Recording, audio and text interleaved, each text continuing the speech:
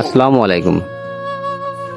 সাদ্দাম ভাই, আমরা সাদ্দাম ভাইয়ের সামনে নিয়ে আজকে আপনাদের মাঝে কিছু সাদ্দাম ভাইয়ের করুণ কাহিনী আপনাদের সাথে শেয়ার করতে চাই। সাদ্দাম ভাই আজকে 7 মাস আগে হঠাৎ করেই ব্রেন স্ট্রোক করে। যে মানুষটি এই সংসারের উপার্জনের সক্ষমতা ছিল, যে মানুষটার ইনকামে এই সমস্ত মাসুম বাচ্চাগুলো, এই দেখেন এই 3টে বাচ্চা, এই 2টা ছেলে, আরেকটা মেয়ে ছোট্ট সে আছে পাশে, এই 3টে বাচ্চা নিয়ে তার এই ছোট্ট সুখের সংসার সে চালিয়ে যেত এই সাদ্দাম ভাই। কিন্তু ভাগ্যের নির্মম পরিহাস, হঠাৎ করেই এই মানুষটির এই ব্রেন স্ট্রোক ঘটে। ব্রেন স্ট্রোকটা করার পরে এই মানুষটি কিন্তু তার চিকিৎসা সেবা নেওয়ার জন্যে চেষ্টা সে চালিয়ে গিয়েছেন। এলাকার গণ্যমান্য মানুষ তারাও এই মানুষটির দিকে সুদৃষ্টি দিয়েছেন, এই মানুষটির দিকে সাহায্যের হাত বাড়িয়েছেন। তারা শুধু ঢাকা পর্যন্ত নিয়ে যেয়ে চিকিৎসা সেবা চালানোর জন্য আপ্রাণ চেষ্টা করেছেন। যা ছিল স্থবর অনেক কিছুই শেষ করে দিয়েছে। এখন কি অবস্থায় আছে? মানে এখন অবস্থায় আছে এই যে আবার ঢাকায় নিতে হবে। এখন বর্তমান 3 লাখ টাকা লাগবে। সাদ্দাম ভাই, একটু কথা বলা যাবে?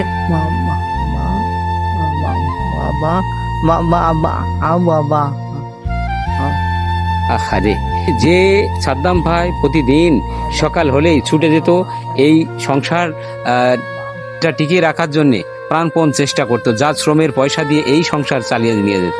কিন্তু আজকে সেই মানুষটি এই ব্রেন স্ট্রোক করার পরে আজকে দেখেন কত অক্ষমতা হয়ে গেছে। আজকে তার হাতে ক্রাসে ভর দিয়ে কোনো রকমে পাড়ি দিচ্ছে জায়গা, আর কথা বলার সমর্থনটাও আর নেই। কি যে কথা বলবে সেটাও তার নেই। সাইড থেকে আমরা দেখাতে পাচ্ছি, দেখুন এই দেখেন এই সাইডটা দিয়ে একটা অপারেশন করেছে, কিন্তু এখানে পানি জমে আছে, যার কারণে এর একটা অপারেশন করতে হবে। সেই অপারেশনটাই ব্যয়বহুল একটা খরচের ব্যাপার, যে খরচটা করার মতো সাদ্দাম ভাইয়ের আর শক্তি সমর্থন কিছুই নেই। সে চাচ্ছে যে আপনারা একটু এসে আমাদের একটা ভিডিও চিত্র করে, যদি দেশ এবং প্রবাসে যে সমস্ত সহৃদয়বান মানুষ আছেন সেই সমস্ত মানুষের কাছে এই করুণ চিত্রটা তুলে ধরার জন্য আমরা এই জন্যেই আপনাদের সাথে এই সাদ্দাম ভাইয়ের এই করুণ চিত্রটা তুলে ধরছি এবং শেয়ার করছি।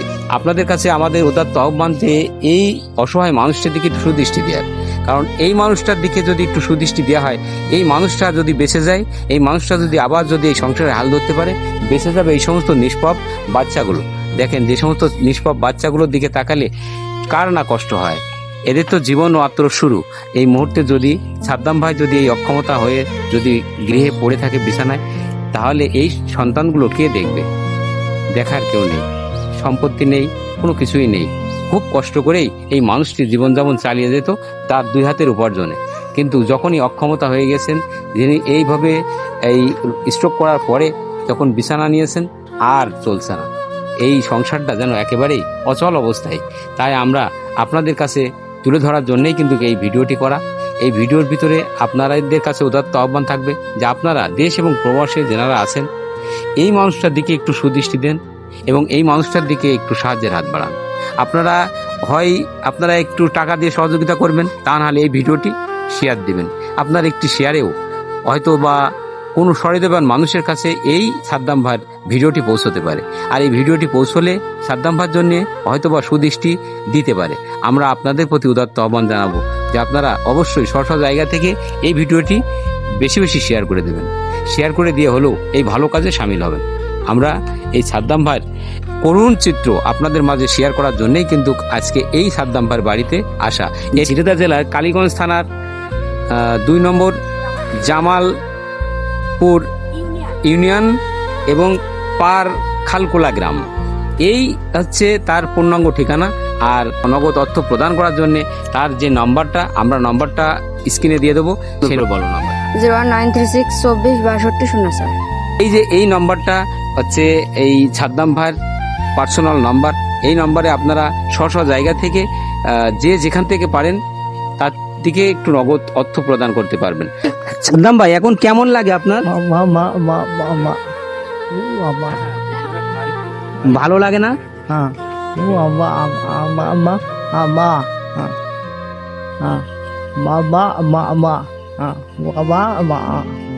খাওয়া যায় কিছু?